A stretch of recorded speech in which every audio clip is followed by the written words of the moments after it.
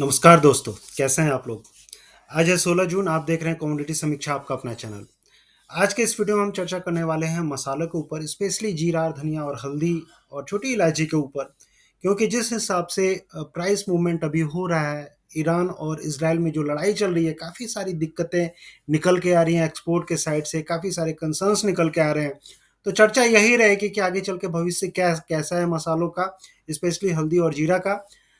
कितना demand loss हो सकता है और ये लड़ाई अगर गहराती है तो आगे चल के स्टॉक्स पे क्या पोजीशंस रह सकते हैं, ये सारी चीज़ें हम डिस्कस करेंगे।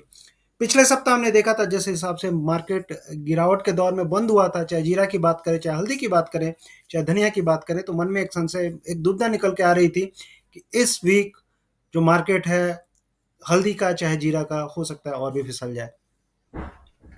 तो सोमवार शुरुआती दिन है आज और मार्केट ओपन होगा और मेजर फोकस इसी के ऊपर रहेगा कि आज कैसा मार्केट ओपन हो सकता है। तो बिना समय गवाए डिस्कस करते हैं और डिस्क्लेमर एक देना चाहूँगा सबसे पहले मैं कि ये जो वीडियोस मैं जनरली बना रहा हूँ एक तरह से एजुकेशनल पर्पस। अगर आप ट्रेड लेना चाहते हैं इसके बेसिस पे तो अपने फाइनेंशियल कंसल्टेंट से संपर्क करें और ये जानें कि अगर फ्यूचर्स मार्केट में ट्रेड करते हैं तो काफ़ी ज़्यादा रिस्की रहता है। जनरली मैं फ्यूचर्स मार्केट में बता नहीं रहा हूँ, मैं आपको स्पॉट के बारे में जनरली बताता हूँ इस वीडियो में। और इसके साथ साथ जो भी इन्फॉर्मेशन मैं यहाँ पे दे रहा हूँ आपको उसको क्रॉस वेरीफाई, क्रॉस चेक जरूर करना चाहिए। तो स्टार्ट करते हैं बिना समय गवाए जीरा के साथ। और जीरा का प्राइस चार्ट मैं देख रहा था, ये ऊंझा मार्केट का प्राइस चार्ट है और इसके हिसाब से अगर आप देखेंगे तो पिछले 7-8 दिनों से लगातार ये गिरावट का दौर जारी है और लगातार जिस हिसाब से प्राइसेस गिर रहे हैं वीकली चार्ट पे, कहीं ना कहीं मन में दुविधा डिमांड को लेके, सप्लाई को लेके कि सप्लाई कितनी ज़्यादा हो रही है, डिमांड कैसा है। डिमांड ओवरऑल देखा जाए तो कैरी फॉरवर्ड स्टॉक्स जीरा के काफ़ी ज़्यादा थे, उसके चलते जो बायर्स थे अपने हिसाब से खरीदते चले गए। बहुत ज़्यादा एग्रेसिव बाइंग जीरा में किसी व्यापारियों ने नहीं की है। अभी इस बीच में ये सारी चीज़ें हो ही रही थी, डिमांड को लेके बातें हो ही रही थी, सप्लाई को लेके बातें हो रही थी, तब तक ये ईरान और इजराइल का ये जो लड़ाई वाला सीन है ये निकल के आ रहा है। और इसमें अगर आप देखेंगे पर्टिकुलरली जिस हिसाब से लड़ाई गहराती जा रही है और अटैक पे अटैक होते जा रहे हैं, तो मन में ज़रूर एक दुविधा निकल के आ रही है कि आखिर हो क्या रहा है। अगर आप मैप के अनुसार समझने की कोशिश करेंगे तो मैप के अनुसार जनरली इंडिया से जो भी मसाले जाते हैं, जनरली ये से जो कंट्रीज़ हैं इन पे, चाहे इराक हो, ठीक है, यूएई हो, उसके साथ साथ आपका ये ईरान जो ये आप देख रहे हैं, ईरान हो, सीरिया हो, ठीक है, ये सारी, इराक हो, ये सारी कंट्रीज़ काफ़ी ज़्यादा मात्रा में इंडिया से मसाले खरीदती हैं। अफ़गानिस्तान, ये जो रीज़न है स्पेशली मसालों के लिए जाना जाता है। चाहे हल्दी हो, चाहे जीरा हो, बहुत सारे मसाले इस क्षेत्र से जाते हैं। अभी ये जो लड़ाई चल रही है ईरान और इज़राइल के बीच में, जो मिसाइल अटैक हो रहे हैं, उसके चलते होगा क्या कि ये जो मार्ग है, समुद्री मार्ग, ये ईरान से होते हुए जाता है।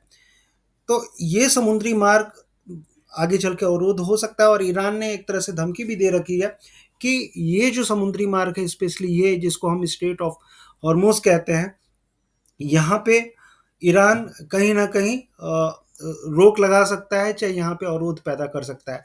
अगर इस क्षेत्र में, इस समुद्री मार्ग में, इस रीजन में अगर ईरान अवरोध पैदा करता है तो डेफिनेटली इन क्षेत्रों में जो एक्सपोर्ट होता है मसालों का वो डेफिनेटली जाके कम रह सकता है।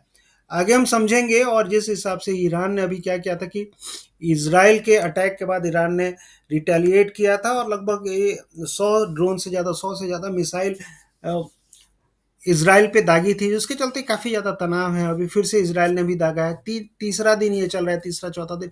तो कहने का मतलब है कि तनाव बरकरार है और इसके चलते जो एक्सपोर्ट डिमांड है कहीं न कहीं आगे चल के कम रहने की संभावना है। तो देखते हैं, एक बार नंबर के हिसाब से समझने की कोशिश करते हैं और अभी हो क्या रहा है मार्केट में, थोड़ा ये समझते हैं। अगर आप सप्लाई की साइड से अगर आप जाएँगे, स्पेशली जीरा की मैं बात करूँ, तो जीरा में ओवरऑल जो सप्लाई है यहाँ तक तो काफ़ी ज़्यादा थी मार्च में। ये ब्लू वाली लाइन आप देख रहे हैं, ये 2025 की है। तो मार्च में काफ़ी ज़्यादा सप्लाई थी, अप्रैल में भी काफ़ी ज़्यादा सप्लाई थी, लेकिन मई में सप्लाई कम होती गई और जून में भी कम होती गई। सप्लाई साइड से जीरा की अगर आप बात करेंगे तो सप्लाई लगातार कम हो रही है और जो मंथली अराइवल्स हैं 40,000 टन के नीचे खिसकते हुए जीरा के दिख रहे हैं। स्पेशली अगर आप जून की बात करेंगे तो जून में जो टोटल अराइवल्स आए थे, अगर आप देखेंगे तो 9% तक ओवरऑल सप्लाई कम रहने की संभावना है। अब जून की बात करें स्पेशली कितना जून आया, तो जून में अब तक अगर आप देखेंगे तो 1 मिनट में आपको बताता हूँ। 11,661 टन के आसपास जून में, अगर गवर्नमेंट के आंकड़े अगर आप समझेंगे, गवर्नमेंट के आंकड़ों के अनुसार 11,661 टन के आसपास जीरा स्पेशली जून में अभी तक आ चुका है। और ये पिछले साल अगर देखेंगे कितना आया था पिछले साल इस टाइम पे 12,895। तो कहने का मतलब है कि जून में सप्लाई कम है। मई में भी अगर आप देखेंगे तो मई में भी सप्लाई कम थी।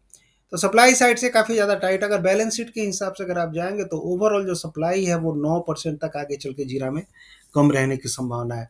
दिक्कतें कहाँ आ रही थी? दिक्कतें वो जो ओपनिंग स्टॉक था 60% तक, 60 से 67% तक बढ़ने की उम्मीद थी और बड़ा भी था। और इसके चलते जो स्टार्टिंग में जो 2-3 महीने जो सप्लाई आई, काफ़ी ज़्यादा बम्पर सप्लाई आई जीरा में, उसके चलते मार्केट लगातार दबाव में रहा।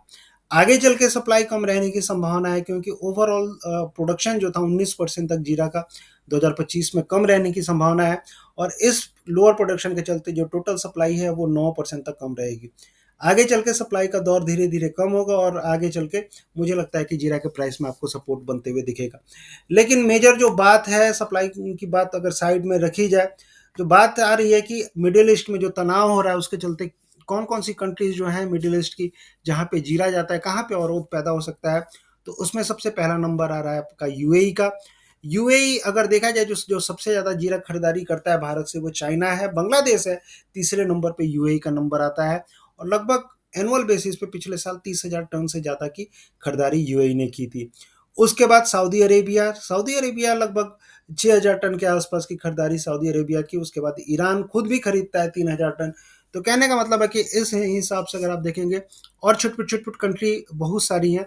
लगभग लगभग मान के चलिए मोटा मोटी तौर पे 50 से 60,000 टन के आसपास जो जीरा है वो मिडिल ईस्ट में जाता है।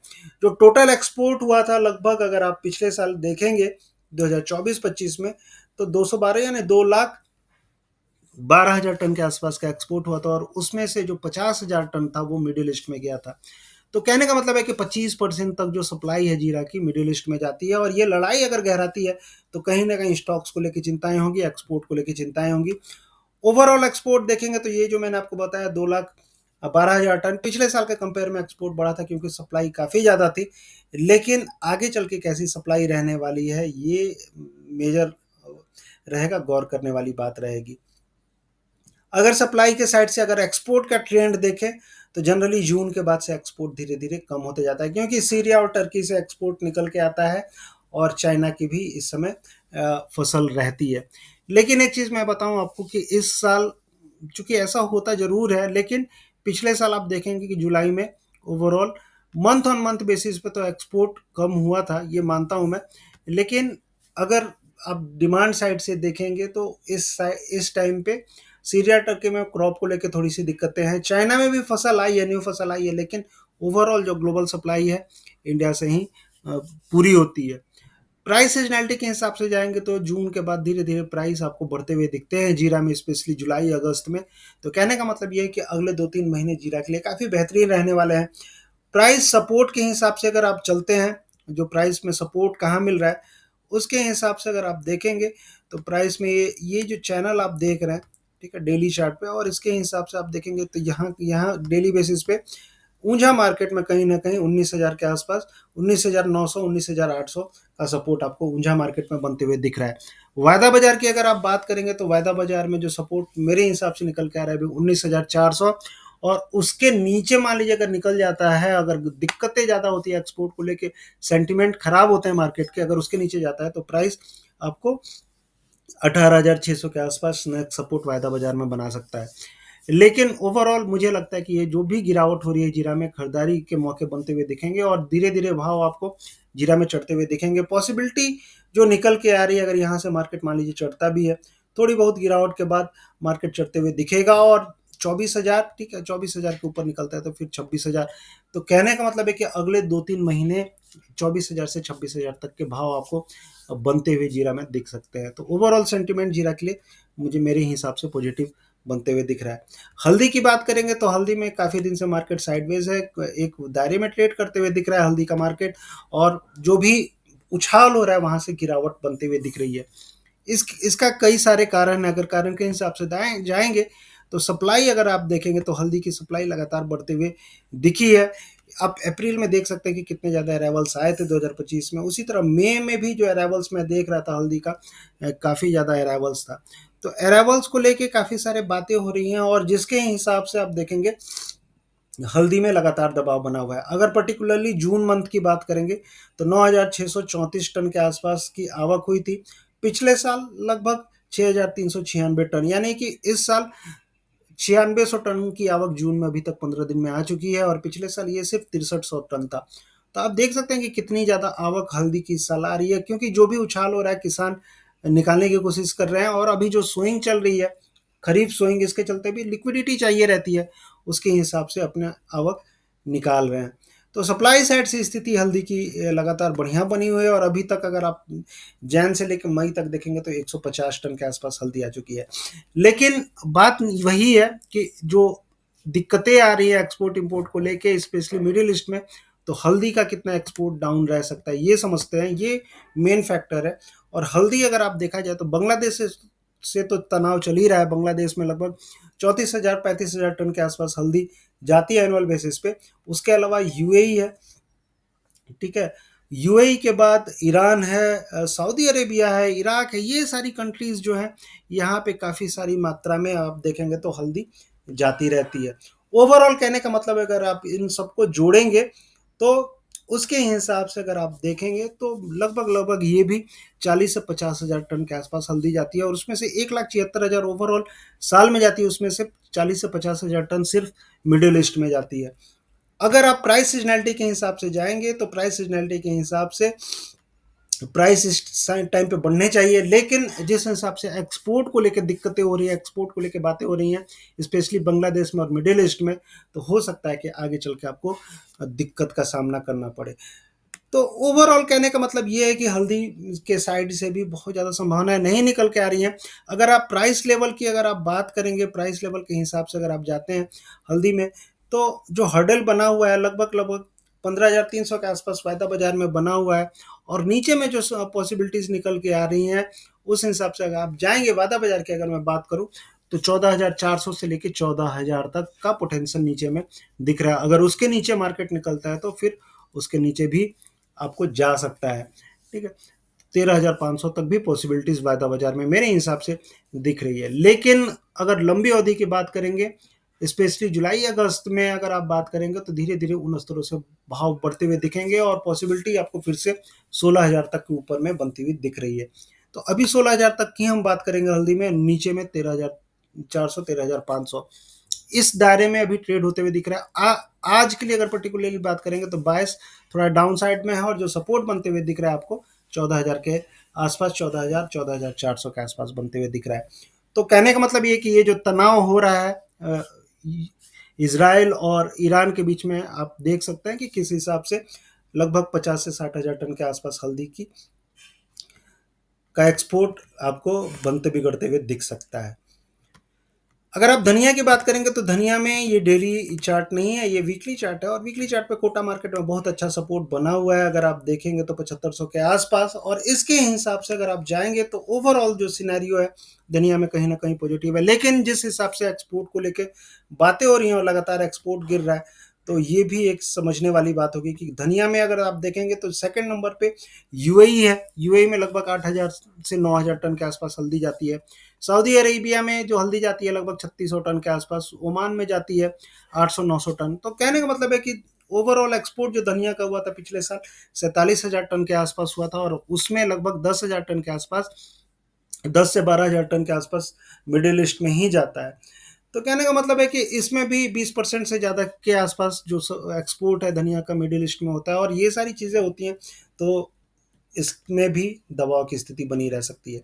तो कहने का मतलब यही है कि ओवरऑल मसालों की अगर आप बात करेंगे तो ये जो लड़ाई चल रही है इसके चलते मसालों में काफ़ी सारी दिक्कतें आगे आगे चल के, मैंने नंबर के हिसाब से दिखा दिया। लोग आपको बताएंगे, मुँह जबानी बताएंगे, लेकिन फ़ायदा आपका जुड़ने से यही है कि आपको एक एक नंबर मिलते हैं, एक एक चीज़ें मिलती हैं, ठीक है। कोशिश यही रहती है ज़्यादा से ज़्यादा मैं आपके साथ चीज़ें शेयर करूँ। आगे बढ़ते हैं और बात कर लेते हैं थोड़ी काली मिर्च की। और काली मिर्च में जिस हिसाब से भी सिनेरियो बना हुआ है, इसके हिसाब से जो सपोर्ट है अभी निकल के आ रहा है 890, सॉरी 690, 685 के आसपास। लेकिन डाउन साइड जो रहेगा वो बायस जो रहेगा डाउन साइड का ही रहेगा। इसमें भी मुझे लगता है अभी गिरावट बाकी है। ओवरऑल सिनेरियो पॉजिटिव है, लेकिन अभी जो गिरावट होगी इस पे खरीदारी होगी। गिरावट क्योंकि जिस हिसाब से अभी मिडिल ईस्ट में टेंशन चल रहा है, मसालों में थोड़ा सा दिक्कत रह सकता है। तो इसमें जो सपोर्ट निकल के आ रहा है 680 के आसपास आ रहा है, इसके नीचे निकलता है तो 653। ठीक है, तो ये चीज़ आपको ध्यान में रखनी है इसमें काली मिर्च में। अगर बड़ी इलायची और छोटी इलायची की बात करेंगे तो सबसे बड़ी बात है कि 2500 के ऊपर मार्केट सस्टेन करते हुए दिख रहा था। ठीक है, अब मैं आपको दिखाता हूँ एवरेज भाव। और ये एक बहुत अच्छी चीज़ है। और जिस हिसाब से मार्केट ऊपर में सस्टेन किया है, धीरे धीरे धीरे धीरे मार्केट अगर आज निकल जाता है 2600 के ऊपर तो 2700 2800, और इस तरह से मार्केट अगर ऊपर में रहता है तो धीरे धीरे आपके ग्वालियर के भाव हो चाहे रायपुर के भाव हो, हर जगह के भाव छोटी इलायची के भी बढ़ते हुए दिखेंगे। तो ये देखिए, डेली अराइवल्स काफ़ी ज़्यादा बड़ी थी 14 जून को, शुक्रवार को और शनिवार को, सॉरी। और उसके हिसाब से इतने अराइवल्स होने के बावजूद भी जो प्राइस थे काफ़ी ऊपर में सस्टेन करते हुए दिखे थे। 2539 के आसपास एवरेज बनते हुए दिखा था ये इडुक्की मार्केट में। तो ये एक अच्छी चीज़ है। सप्लाई भी आप देखेंगे 50,000 केजी के ऊपर निकलते हुए दिखी थी। तो धीरे धीरे छोटी इलायची में सपोर्ट बनते हुए दिख रहा है और प्राइस आपको ऊपर में चढ़ते हुए दिखेंगे। बड़ी इलायची में भी अभी भी सपोर्ट 1400 के आसपास, 1400 1450 के आसपास बना हुआ है। अगर एक्सपोर्ट के हिसाब से बात करेंगे, एक्सपोर्ट डिमांड कितनी रह सकती है, तो कौन सबसे बड़ा खरीदार है? सबसे बड़ा खरीदार आपका यूएई है। अगर स्थितियां मसालों की अगर एक्सपोर्ट के हिसाब से कंसर्न्स आते हैं इस लड़ाई को चल के, तो यूएई, सऊदी अरेबिया, ये मेजर कंट्रीज हैं जो ज़्यादातर इंडिया से इलायची खरीदती हैं। इराक भी इसमें आ रहा है, कुवैत भी इसमें आ रहा है। ठीक है, उसके बाद ये सारी, ओमान भी आ रहा है। ये सारी कंट्री हैं जो इलायची, छोटी इलायची हो चाहे बड़ी इलायची हो, इंडिया से खरीदती हैं। और इसके चलते आप देखेंगे बड़ी इलायची में भी यही सब कंट्रियां हैं, यूएई है, सऊदी अरेबिया है।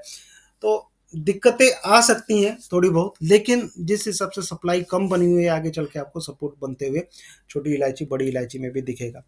उसके अलावा मैं आपको एक चीज़ और बताना चाहूँगा, सौंफ के बारे में बताना चाहूँगा मैं। सौंफ का बहुत सारा डेटा मैंने दिखाया, एक एक्सक्लूसिव वीडियो में लेके आऊँगा सौंफ के लिए।